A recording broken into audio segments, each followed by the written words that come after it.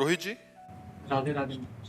राधे राधे महाराज जी। महाराज जी, मैं अपने अतीत को छोड़ नहीं पा रहा हूँ, भले ही वो मुझे तकलीफ देता हो, क्योंकि मैं उससे गहराई से जुड़ा। लोग कहते हैं कि अतीत को भूल जाओ, पर सच्चाई है कि उसे भुलाना आसान नहीं है। मैंने उससे अतीत का भाव क्या है आपका?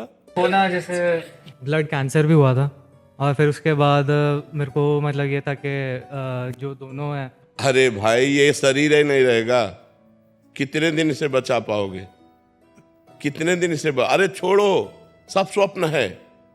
वर्तमान को संभालिए, वर्तमान में नवीन चिंतन कीजिए, भगवान के नाम का चिंतन कीजिए। आगामी आपको क्रिया क्या करनी है, कौन सा कर्म करना है, वो कर्म धर्म युक्त है, उन्नति देने वाला है, या अवनति अधर्म युक्त है, ये चिंतन कीजिए। भगवान के नाम का चिंतन कीजिए। भूत का चिंतन क्या? नहीं, वो मेरे को तकलीफ नहीं देता, मतलब वहाँ से तो ये है कि मैं मजबूत। समय वर्तमान का गया कि नहीं? वर्तमान का समय भूत में गया कि नहीं? आप विचार करो, हमारा जो वर्तमान का मिनट है, वर्तमान का सेकंड है, वो भूत के चिंतन में जा रहा। भूत तो बीत गया है, भूत तो बीत चुका है, और उसके बीते हुए में वर्तमान को हम खो रहे हैं, तो हमारी मूर्खता है कि नहीं?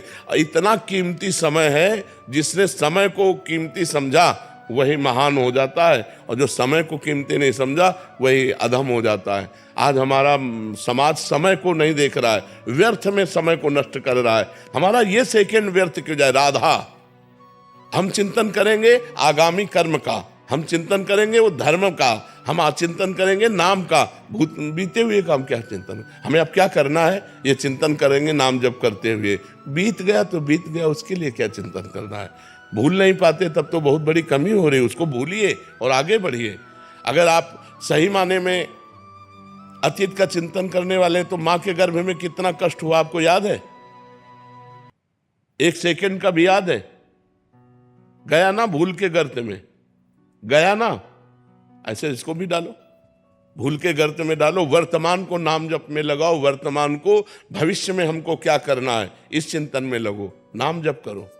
और एक चीज़ और थी, जैसे मतलब वस्तु हो गई या फिर इंसान हो गया, पूरा देने के बाद ना मतलब ऐसा रहता है कि छोड़ने का मन नहीं करता। किसी वस्तु या इंसान को अपनी तरफ से पूरा दे दिया, मतलब हर उसके चाहे वो दोस्ती हो या फिर बाद में फिर उसको यहाँ सच्चाई नहीं है। यहाँ ना कोई सच्चा दोस्त है, ना यहाँ कोई सच्चा पति है, ना यहाँ कोई सच्ची पत्नी है, ना यहाँ कोई सच्चा पुत्र है। भगवान ही रोल कर रहे हैं, और सब जाएंगे यहाँ से अपने अपने समय में। अपने समय में सब जाएंगे। हमको झूठा रोल करना है, पत्नी से पति का रोल करना है, पुत्र से पिता का रोल करना है, मित्र से मित्र का रोल करना है, लेकिन किसी से कुछ रोल नहीं। कबीरा खड़ा बाजार में, सबसे पूछे खैर, ना काहू से दोस्ती ना काहू से बैर। ऐसे चला जाता है व्यवहार। हम ऐसे ही करेंगे, दोस्ती वाला हाथ मिला के, लेकिन कोई दोस्त नहीं। हमारे भगवान के सिवा कोई नहीं। तब तो निपट पाओगे, नहीं तो अभी पहले उसमें बैच में कह रही थी कि हमसे उसने प्यार किया, फिर कहा कि हम ब्याह करेंगे, फिर हमारे साथ गलत संबंध किया, फिर उसने छोड़ दिया, मैं उसे भूल नहीं पाती हूँ। ऐसे शरीर के साथ विचार करवा लिया, ऐसे गंदी बातें में उतर गई। कोई मर्यादा ही नहीं, कोई धर्मशास्त्र की आज्ञा का पालन ही नहीं, कोई गुरुजन नहीं, कोई बड़ा नहीं, किसी की आज्ञा। यही तो हो रहा है, यही हो रहा है। ये सब रुकेगा तभी जब अध्यात्म की जागृति हो जाए, विवेक की जागृति हो जाए। नाम जप करो, ठीक है?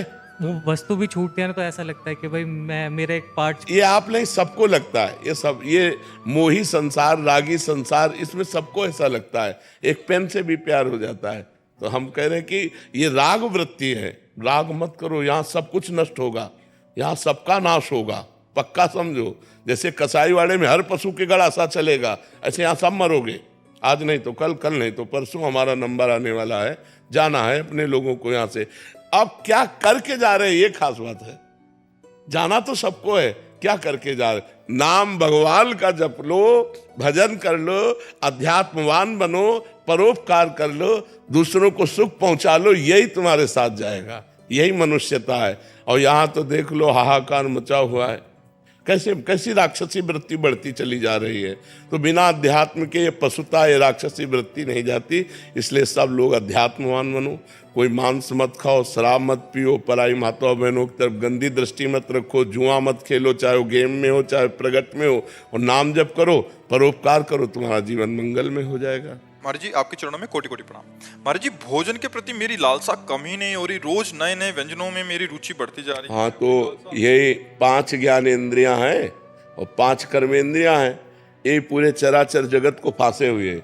किसी को जबान फांसे हुई है, किसी को जनेंद्रिय फांसे हुई है, कोई देखने में, कोई सुनने में, कोई छूने में, कोई भोगने में। पूरा संसार इसी तो मना कष्टान इंद्रियाणी प्रकृति स्थान कर सती। 5 ज्ञानेंद्रियां और 1 मन प्रकृति में सदैव लगाए हुए जीव की दुर्गति करता है।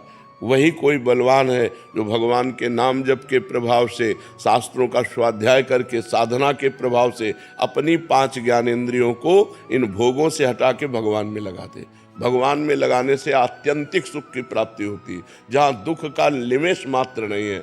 आपकी खड़े खड़े खाल उतरवा दी जाए तो भी आप डिग नहीं सकते, वो आत्यंतिक सुख होता है। जो भगवान से प्राप्त होता है वो आत्यंतिक सुख प्राप्त होता है। ठाकुर हरिदास जी को 22 बाजारों में मार बेतो मार कोड़ो उनके, लेकिन हरि बोल भगवान से जो आनंद प्राप्त होता है वो आत्यंतिक सुख प्राप्त होता है, वो कहीं नहीं प्राप्त होता है। वो स्वामी तुलसीदास जी कह रहे हैं, जाकी कृपा लवलेश ते मतिमंद तुलसी दास हो, पायो परम विश्राम राम समान प्रभु नाहि कहूँ। ये मलमूत्रों के द्वारों में सुख है, यहाँ से खा लो, इतने भर के जाने की बात है। यहाँ से गया क्या था कोई मतलब नहीं है, वो फिर तुरंत उल्टी करके देखो तो देखने लायक नहीं रहेगा। अगर 6 घंटे पेट में रुक गया तो दुर्गंधयुक्त मल बन जाएगा। तो हमको उतना ही खाना है जितने से पेट पल जाए, और सात्विक भोजन करने। जबान के स्वाद के लिए खाओगे फंस जाओगे।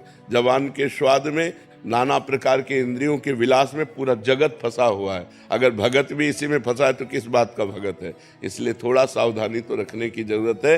ठाकुर जी को उत्तम उत्तम भोग लगाओ, अच्छे अच्छे पदार्थ बांट दो, रूखा सूखा खा के शरीर से खूब भजन करो, मेहनत करो, धर्म पूर्वक कमाओ, परिवार का पोषण करो, भगवान को प्राप्त हो जाओ। अब बुरे आचरणों में जाओगे, जिसकी रसेंद्री बस में नहीं है उसकी कोई इंद्री बस में नहीं हो सकती। 9 इंद्रियां उसके बस में हो जाएंगी, 1 इंद्री को बस में कर ले, केवल रसेंद्री को। बहुत दुष्ट है ये, खाते खाते जीवन, अरे इतना खाने लगते हैं कि मुर्गा मुर्गी बकरा गाय भैंसा सब खाने लगते हैं। नहीं, जबाने का तो स्वाद है। कितना गिरते चले गए कि राक्षस हो गए। बोलो, गाय मुर्गा कुछ भी, कितना लोग भ्रष्ट होते चले जा रहे हैं जबान के कारण। कुछ भी खा रहे हैं, कुछ भी चाट रहे हैं, कुछ भी, मतलब कुछ भी। अब उसके आगे आप विचार करके समाज में देख लो संसार का क्या है। मनुष्य जन्म देवत्व के लिए मिला है, उत्तम आनंद के लिए मिला है। 56 प्रकार के भोग ठाकुर जी को लगते हैं, एक से एक सुंदर स्वादिष्ट भोग ठाकुर जी को भोग लगाओ और उतना पाओ जितने से पेट पल जाए। शरीर को ज्यादा मोटा करने से हमारी दिनचर्या में बाधा आती है, रोग बढ़ते हैं, प्रमाद स्थिति होती है, आलस्य बढ़ता है, भोग बुद्धि बढ़ती है। शरीर को उचित अन्न दो और चर्बी मत बढ़ने दो। थोड़ा व्यायाम करो, दौड़ भाग करो, जिससे शरीर स्वस्थ रहे। मोटा होना स्वस्थ होना नहीं है। स्वस्थ होने का मतलब यथा योग्य वजन होना, यथा योग्य पेट होना, यथा योग्य आहार विहार होना, तो आपका उठना बैठना सब ठीक रहेगा। एक एक क्रिया करने में परेशान, वो कोई स्वस्थता है? स्वस्थता है कि स्वयं खड़े हो जाओ, स्वयं अपनी दिनचर्या करो। जब तक वृद्धावस्था ना आवे तब तक तुम्हारी कोई सेवा न करने पावे। ऐसे अपने शरीर को स्वस्थ रखो, तब तो खान पान उचित रहा। अब अच्छी चीज मिली, दवा खा ली, वो चर्बी बढ़ा रही तो वो किसी काम का नहीं। महाराज जी जैसे आपने बोला कि कुछ भी, तो महाराज जी देखा जाता है, ये महाराज जी हृदय की मलिनता है क्या? क्योंकि महाराज जी जैसे एक ऐसे पवित्र आत्मा होते हैं, जैसे कल ही आप हॉल में एक चीटा था तो आपने बोला इसको बाहर किसी का पैर पड़ जाएगा। एक हृदय ये है और एक हृदय की जिंदा को तल रहे और जिंदा को मार रहे। महाराज जी कैसे हृदय, इनके हृदय मलिन हो चुके हैं, कर्कश कठोर पत्थर हृदय के लोग हैं। इनकी दुर्गति होनी है, इनकी दुर्गति होनी है। वो तो बहुत निंदनीय लोग हैं। भारत जैसा परम धर्म भी दूसरे देशों का अनुकरण करने के कारण भ्रष्ट होता जा रहा है।